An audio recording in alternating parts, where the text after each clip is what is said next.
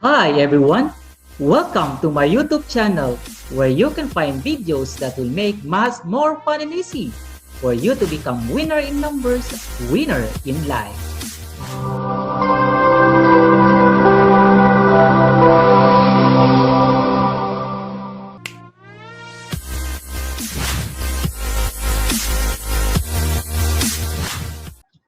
As promised, I will shout out to the first one who comment with the correct answers on the exercises that I am giving on every video that I upload. So for this one, I would like to shout out to Cindy Aragones with the screen name A. Paulil Loju Lijon for being the first one to comment with the correct answers on the exercises on the video on how to add mixed numbers. Once again, Cindy, thank you. And I hope that you will continue to support my YouTube channel and continue to watch my other videos. Thank you. So for this video, I'm going to present to you how to differentiate factors from multiples.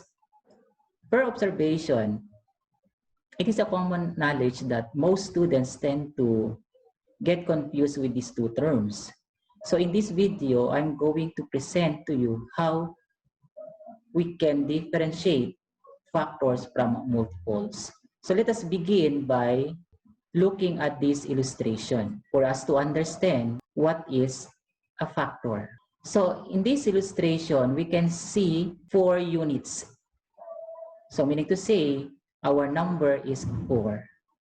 So let us identify the different factors of 4 by grouping the 4 into different groups. So let us begin by grouping it as 1. So when we group this 4 as one group, so meaning to say that we have one group of 4 units. Now, in other words, it is possible for us to group 4 into one group. Now, how about if we want to group the 4 into 2 groups? Can we also attain the same number of units per group? Okay, let us try. So 1 unit for the other group, 2 units for this group, 2 units for the other group. Okay, yes. So meaning to say that it is possible for us to group the 4 units into 2 groups. And in each group, there are 2 units. Now, let us have 3 groups. What if we want to group the 4 into 3 groups? Can we also have equal number of units per group? Okay, let us try. Okay, 1 unit for the first group, 1 unit for the second group, 1 unit for the third group, 2 units for the first group. So in other words, we cannot divide 4 equally into 3 because when we divide the 4 into 3 groups, we have first group with 2 units while the other 2 groups we only have 1 unit each. So it is not possible for us to divide 4 into 3 equally. So how about if we want to divide it into 4 groups? Let's see. 1 unit for the first group, 1 unit for the second, 1 unit for the third, and 1 unit for the fourth group. So in other words, it is also possible for us to divide the 4 units into 4 groups. If we will divide it into 4 groups, so meaning to say we have 1 unit per group. So what does this tell us?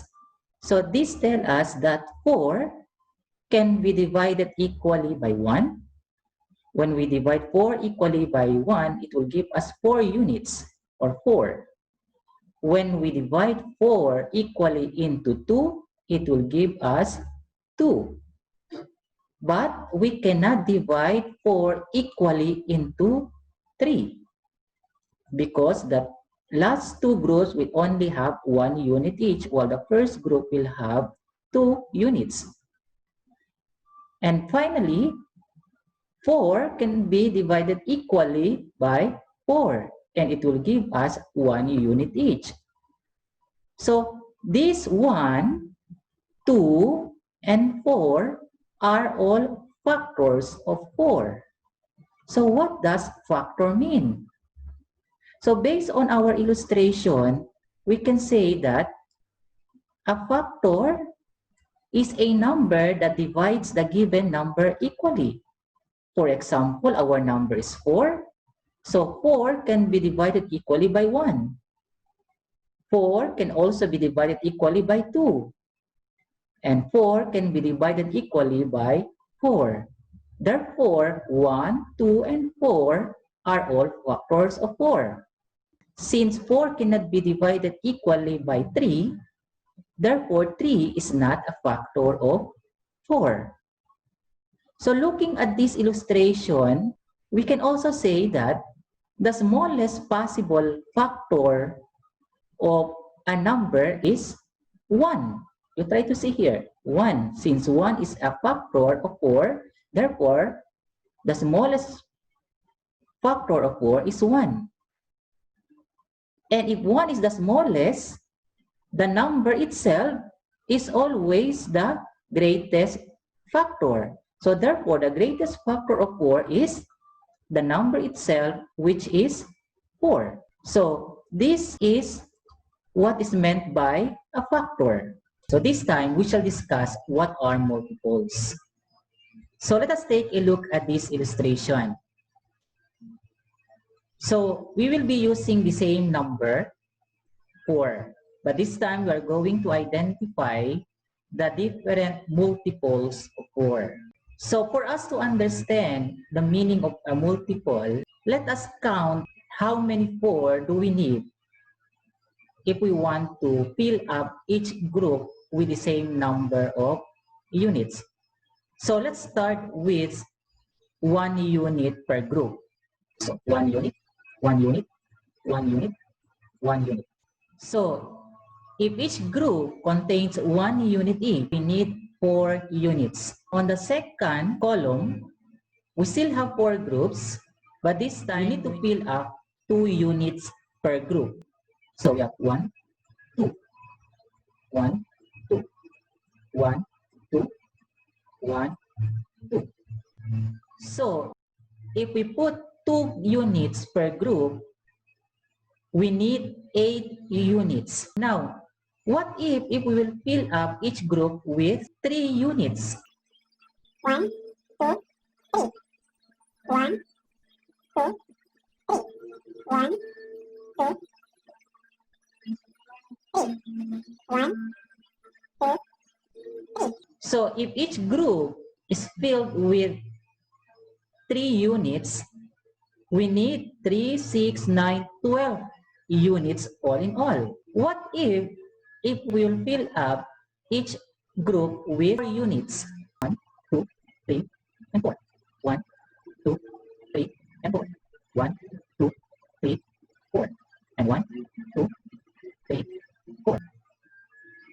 So if each group has 4 units, we need 4, 8, 12, 16 units all in all. So let us write these numbers.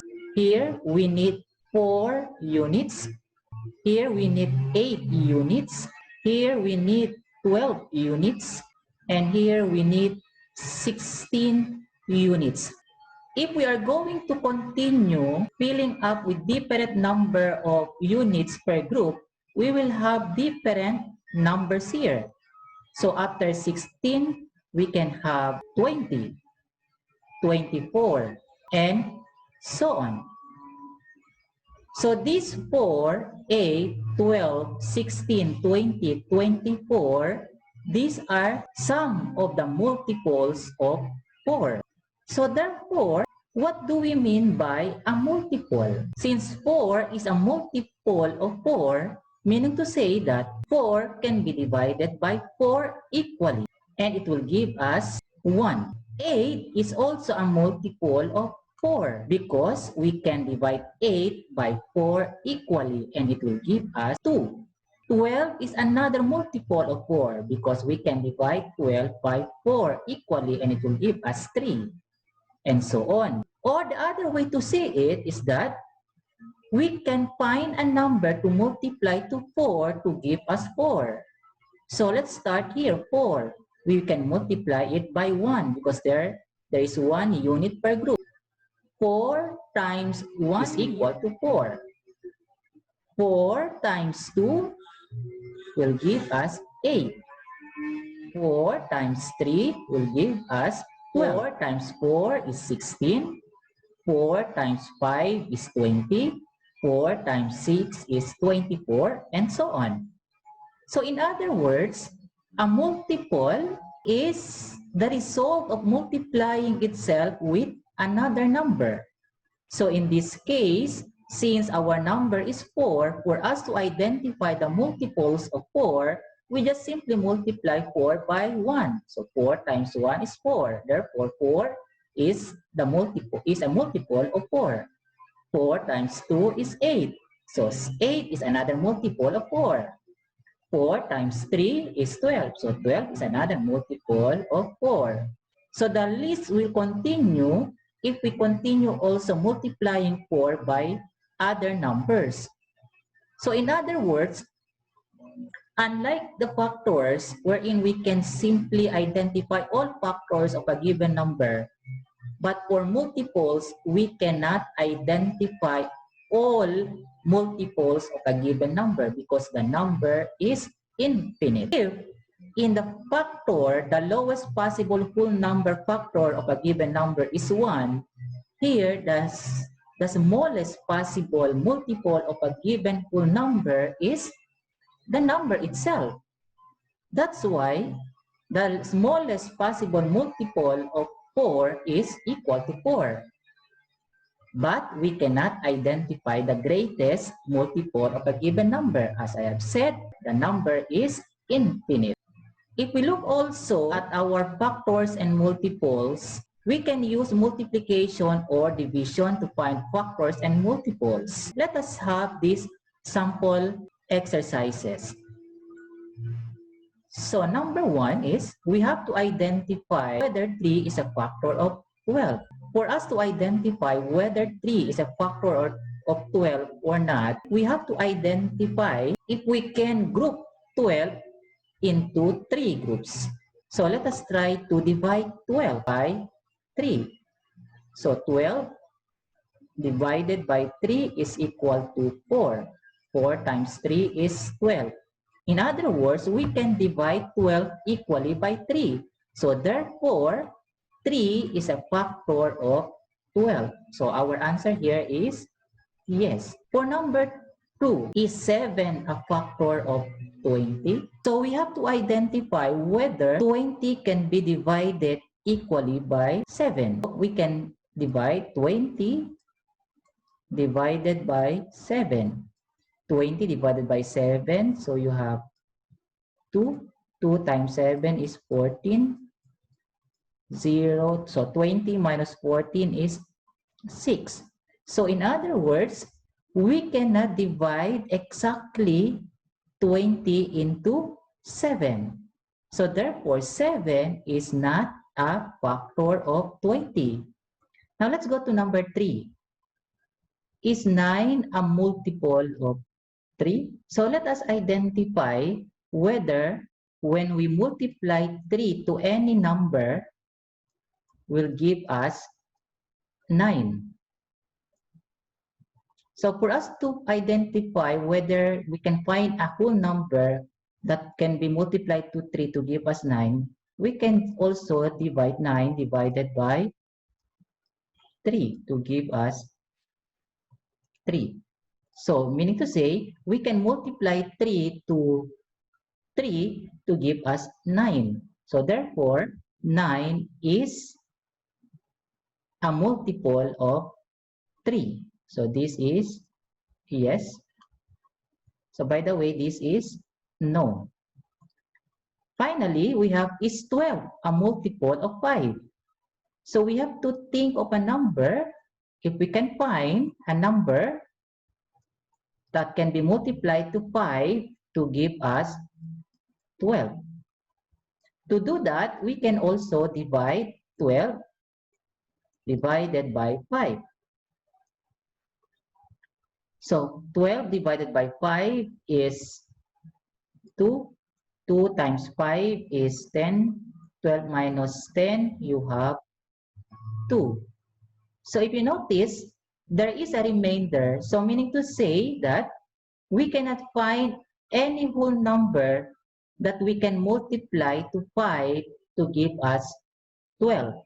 So therefore, 12 is not a multiple of 5. So the answer here is no. So this time, it is now your turn to answer the following exercises. You just simply answer the following questions. So number 1, how many different factors does 30 have? And number 2, how many different multiples does 30 have that are less than 100? So comment your answers on my Facebook page and on my Twitter accounts given below. And of course, the first one to comment with the correct answers will have a free shout out on my next video.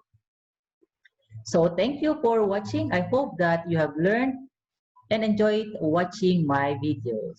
See you again on my next video.